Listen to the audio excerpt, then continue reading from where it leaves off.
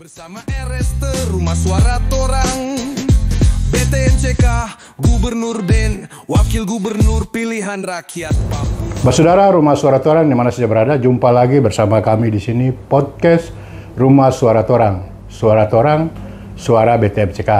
Bersama saya Baharudin Farawat, tuan rumah podcast. Pemungutan suara ulang akan berlangsung pada tanggal 6 Agustus 2025 mendatang. Banyak yang terlibat partisipasi memberi dukungan terhadap BTMCK. Pada podcast kali ini telah hadir di studio podcast Rumah Suara Torang salah satu purnawirawan TNI AD yang sudah lama berkiprah di tanah Papua dalam pengabdiannya di seluruh pelosok tanah Papua, di Provinsi Papua khususnya Tabi dan Sereri. Hari ini beliau datang bersama-sama dengan kami untuk kita berbagi kisah tentang mengapa harus BTMCK. Selamat datang Bung di podcast Bung Bapak Rahadin. Terima kasih. Ya. Selamat sore. Sahabat. Baik, terima kasih. Pak Rahadin ini purnawirawan TNI Angkatan Darat.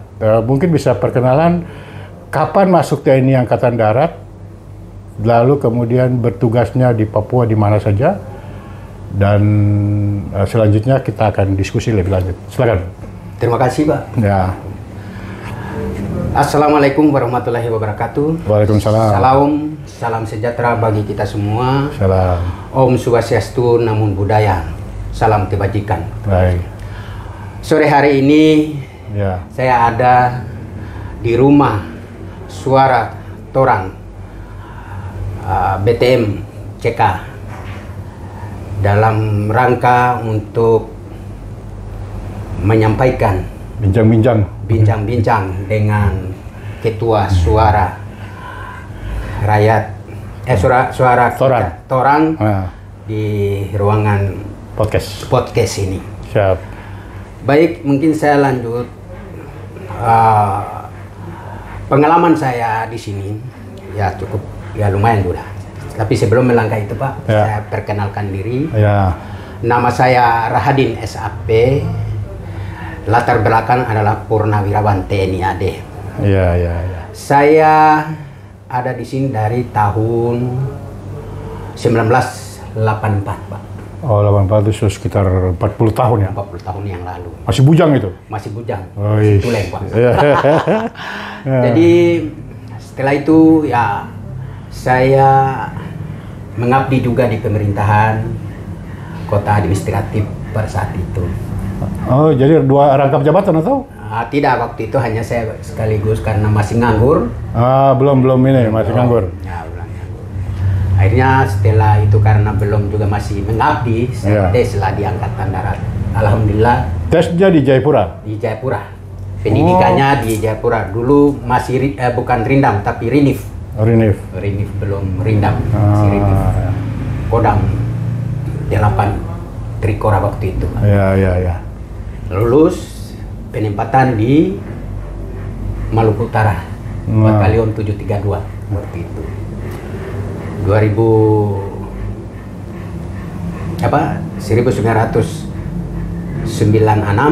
saya sekolah pendidikan secara, akhirnya kembali lagi di sini Pak. Kembali ke Jayapura. Oke. Jayapura itu di Kodam ada bertugas sekitar 8 tahun sebagai pelayan di dalam itu. Ya. Setelah itu saya keliling Tugasnya di mana aja Pak? Pertama di Sorong. Oh, Sorong. Merauke. Timika. Ya.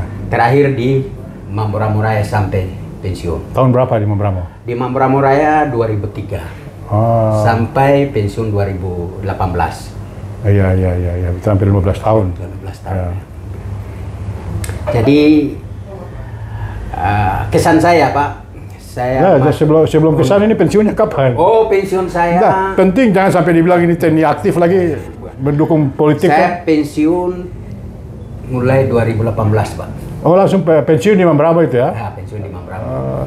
Jadi setelah pensiun aktivitasnya apa? Setelah pensiun saya beraktivitas di bidang sosial, kemasyarakatan, kerukunan, paguyuban. Oke. Bapak Radian ini asalnya dari mana? Suku-sukunya? Suku saya itu Buton Muna. Buton Muna, Kabupaten Muna, Provinsi Sulawesi Tenggara. Masuk pengurus paguyuban juga? Pertama saya menjadi ketua KSKM, Kerukunan Sosial Keluarga Muna. Setelah itu Provinsi Papua atau Kabupaten? Kabupaten Jayapura. Oh, Kabupaten. Berapa orang Pak anggota?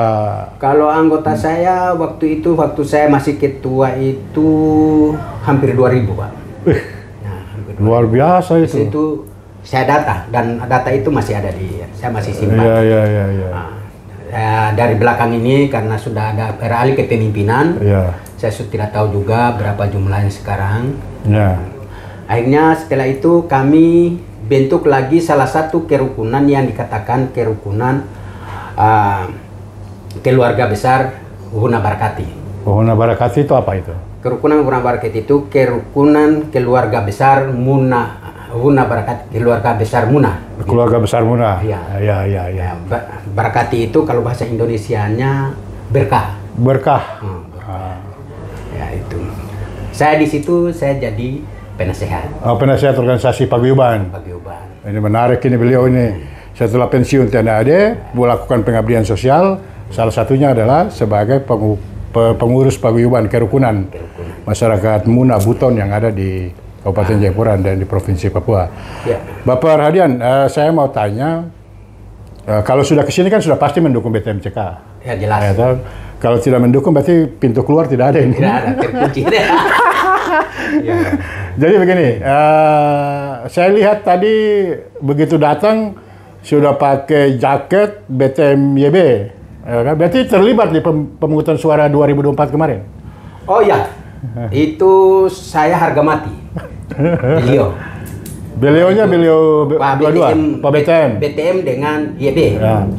Saya waktu itu saya mendukung beliau bahwa bukan karena dia ini, tapi beliau saya merasa bahwa pantas untuk memimpin. Pak BTM ini? Pak BTM. Karena apa? Saya lihat dari figur beliau ini dari memimpin kota Jayapura dua periode.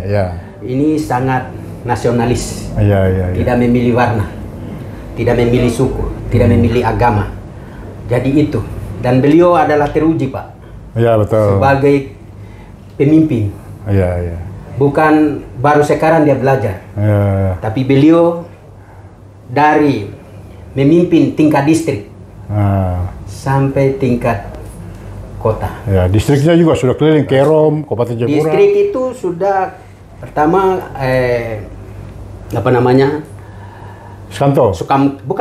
Sukamto baru Nimbokran. Nimbokran ya. Nimbokran baru Abepura. Jadi beliau ini di mata para hadirin ini orang yang pemimpinnya lahir dari bawah. Oh, saya sangat betul, Pak. Karena beliau ini melihat dari bawah. Tidak melihat bahwa beliau adalah memilih-milih, oh ini masyarakat biasa, oh ini pejabat, oh ini orang kaya, ini orang miskin. Tidak. Beliau sama. Bahwa ini, oh ini agama ini agama ini suku ini. Tidak. Beliau sama. Artinya para hadirin ini kenal Pak BTM itu kenal saja atau pernah berinteraksi sosial, pernah berkomunikasi, pernah bersama-sama atau bagaimana? Atau melihat dari jauh malahan? Saya kan basic saya militer, Pak. Tidak mungkin saya mendekat di situ. Tapi itu dulu. Samping itu setelah saya pensiun mulai mendekat sama beliau dan saya pelajari kinerja beliau. Jadi ini kalau Pak BTM nonton ini beliau kenalin ya? Oh, insya Allah, Pak. Kenal. Saya sering dia beliau, Pak. Saya kenal. Beliau ini memang orang tua, Pak. Orang tua betul. Makanya saya beliau ini adalah pemimpin. Orang bersahaja. Dia pemimpin pluralisme, Pak. Pluralisme, betul, pluralisme. Dia bukan hanya mau jadi pemimpin ini, mau jadi calon gubernur baru dia bikin. Tidak, dari dulu, Pak. Dari dulu sudah saya pelajari. Memang jarang dia beliau. Saya jalan kecuali ada acara kerukunan, ada acara keagamaan, saya undang beliau. Saya hadir di situ.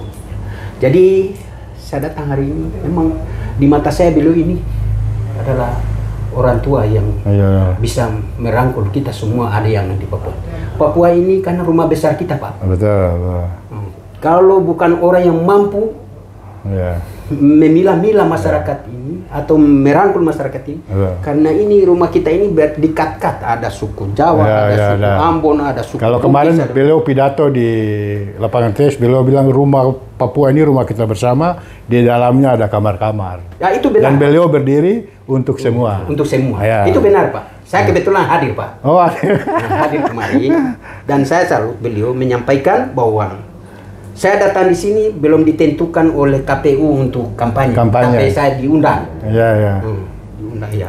Berarti itu sosok orang tua, betul-betul masyarakat menginginkan kehadiran beliau. Kemarin itu saya hadir di situ. Alhamdulillah kemarin saya baru datang juga pulang dari mudik ini. Lebaran kemarin. Kampung. Kebetulan pas baru 1 hari sampai ada info masuk di ini, ada bahwa ada deklarasi kepala-kepala suku di Sentani di lapangan tes. Saya hadir. Insya Allah nanti tanggal 11, Pak. Kalau beliau tidak ada kesibukan, 11 Mei ini di Koya akan kami undang dalam rangka halal bil halal. Di sana. Halal bil halal kerukunan. Insya Allah beliau ini tanggal 11 Mei menghadiri kerukunan. Undangan sudah ke beliau? Nanti 1-2 hari ini saya akan sama. Siap, ini sudah ada rencana kami, Pak. Insya Allah kalau ini kami tetap undang beliau hadir. Kalau tidak ada kegiatan lain, kita butuh kehadiran di situ. Supaya masyarakat kami ini tidak butuh lain, tapi butuh kehadiran Bapak sendiri. Jadi waktu Pilkada 2024 27 November itu paguyuban Muna ini lebih besar di sebelah atau dengan Pak BTMCK? Kalau kerukunan saya, yang saya pimpin ini semua lagi. Contohnya, kota menang, Pak. Kota Jayapura. Kalau Muna ini semua tersebar di mana saja? Kalau Muna ini, Pak, hampir seluruh Papua. Maksudnya sektor usaha? Sektor usahanya itu semua dagang. ASN ada? ASN ada, terus buruh ada, tukang batu ada, bangunan ada, kontraktor ada. Lintas profesi lah. Lintas profesi di Papua sini. Kalau suku Muna ini tersebar dari Mambramo Raya, Sarmi, Kota Jayapura, Kabupaten Jayapura, Kerong. Berarti 5-6. Sampai di Waropen sana. Sampai Serui itu ada sana. Luar biasa. Mudah-mudahan ini apa yang pasti dengarin sampai di Serui sana. Dengar Sereri ini. Dan kedua memang saya karena hidup, mungkin saya punya perasaan hidup di tanah Tabi dan Sereri.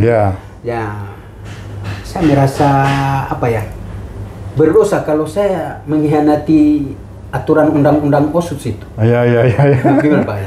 Betul. Hak kesulungan. Untuk Tabi Sereri. Untuk Tabi Sereri. Artinya kalau undang-undang OSUS itu sudah ditentukan bahwa jadi tuan di negeri sendiri. Saya pikir itu logis sekali.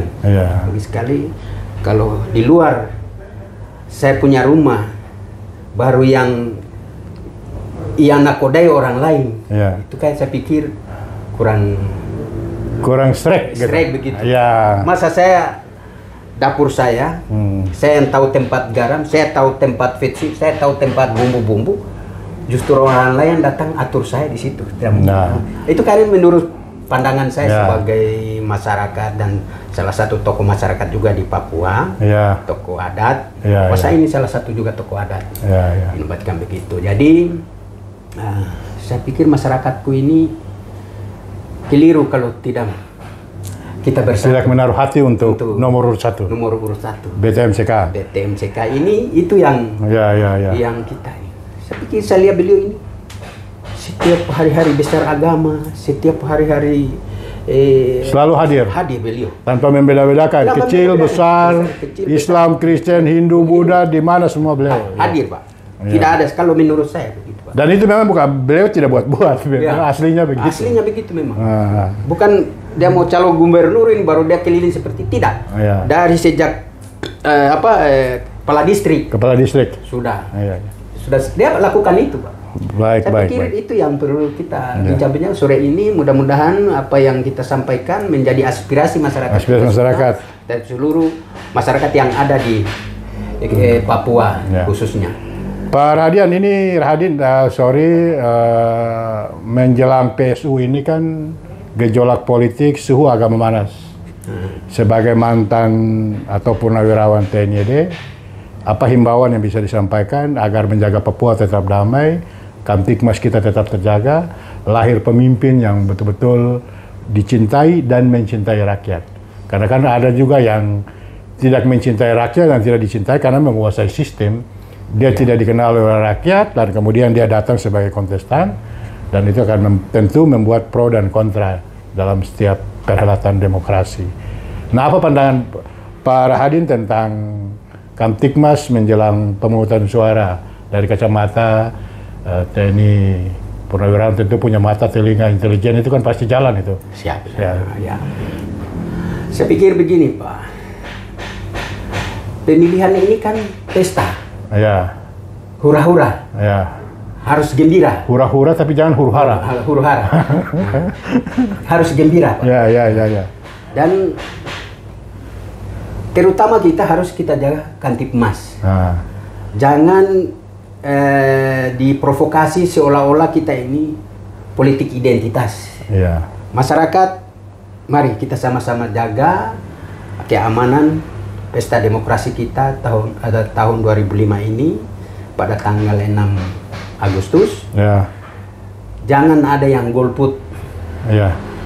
Hadir di TPS untuk menyalurkan aspirasi kita, suara kita. Dengan memilih nomor 1. Nomor 1 ini harus kita kedepankan. Saya harap hanya 1, tidak ada 2. Ya. Hanya 1 saja. Yaitu BTMCK.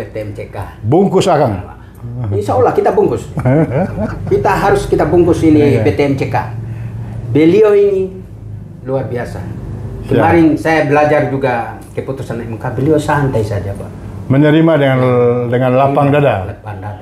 Kalau ada 9-10 dada juga beliau terima juga. Terima. Saya pikir beliau luar biasa, Pak. Ya. Keliru. Semua yang maju ini sebenarnya putra terbaik. Ya. Tapi di dalam hati saya, ya hati nurani ini tidak boleh hanya nomor 1. Baik. BTMCK. Terima kasih. Semoga masyarakat suku Buton Muna ini, Sulawesi Tenggara, mari kita kompak menuju TPS hanya nomor 1 BTMCK. Terima kasih. Merdeka. Baik, saudara semua, pemirsa podcast Rumah Suara Torang di mana saja berada, perhelatan demokrasi tentu untuk membawa perubahan yang di dalamnya adalah harus dilakukan dengan cara-cara beradab dan beretika, yang kemudian akan melahirkan pemilu yang berintegritas, yang bermartabat. Papua adalah miniatur dari Taman Mini Indonesia Indah. Budaya nasional dia lahir dari akar budaya lokal, dan di Papua tumbuh subur berdampingan satu budaya dan budaya yang lain, bukan hanya lokal tapi juga Nusantara. Harapan kita, harapan baru Papua pada 6 Agustus 2025 yang datang dengan memilih BTMCK religius, nasionalis, dan merakyat. Suara Torang, suara BTMCK. Demikian, Pak Raden, terima kasih atas kehadirannya. Kapan-kapan nanti kalau ganti di tema kita undang lagi. Ya, insya Allah.